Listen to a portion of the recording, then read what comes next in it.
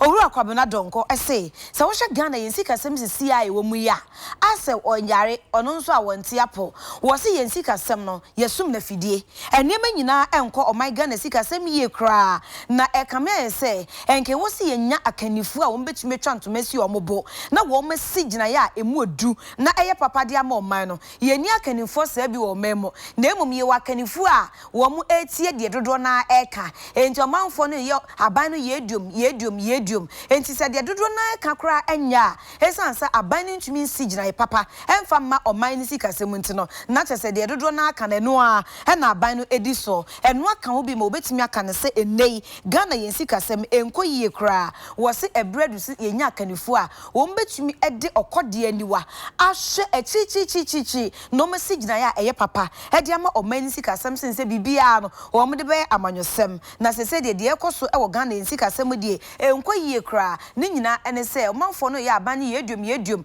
na de omanfo no eka no eno na aban no etie na esanse saafo no so eniwa enhu ade enko achi nti no eno ene o my Ghana enei a yensi kasem kra ato apen na Owura Kwabena Donkor se wo hwe ekuo bi se IMF a wo mo ato te se ahoma eno mo de dra ahya no na aduane ketua bi so ano eno mo de yi o my Ghana yensi kasem enti niema nko yie na se nko no nko na dwum de wo ni se o my Ghana no eba no kua eye ade a edayabem